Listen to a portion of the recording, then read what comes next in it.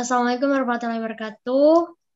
Yang terhormat kepada Ibu dosen Dita Kristiana, saya Anissa, uh, dan Cahya Pramudianing Sumantri akan mempresentasikan hasil proyek kami yaitu pemeriksaan glukosa darah.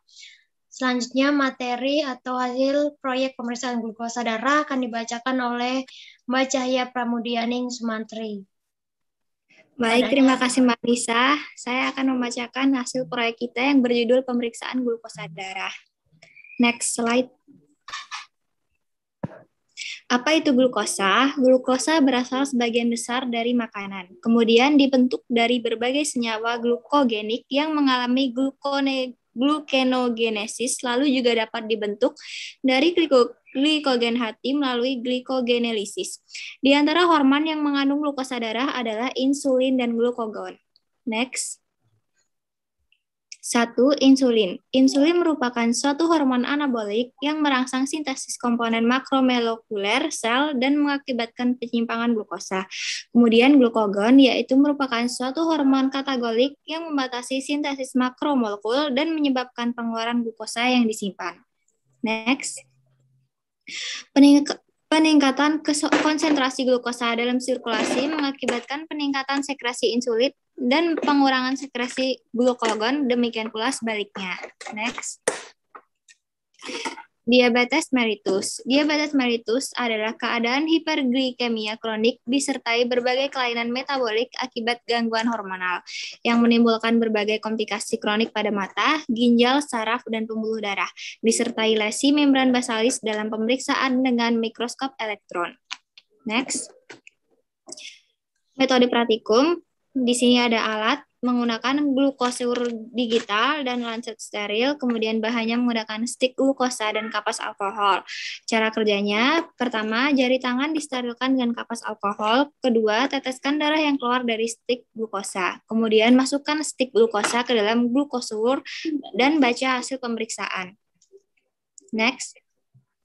Hasil dan pembahasan. Setelah melakukan pemeriksaan glukosa darah pada satu teman saya, maka diperoleh glukosa darahnya 90 gram per dl. Kadar glukosa ini normal karena masih di antara 80 dan kurang lebih 120 gram per dl dan tidak mengandung penyakit diabetes mellitus. Next.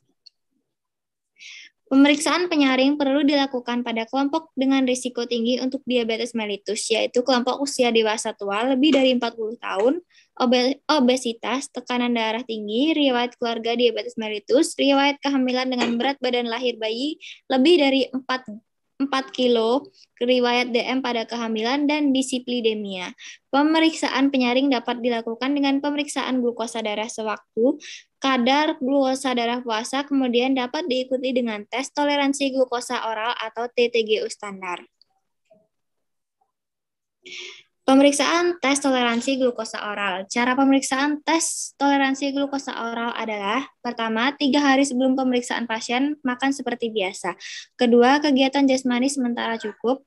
Ketiga, pasien puasa semalam selama 10 sampai dengan 12 jam. 4, berikan glukosa 75 gram yang dilarutkan dalam air 250 ml, lalu minum dalam waktu 5 menit.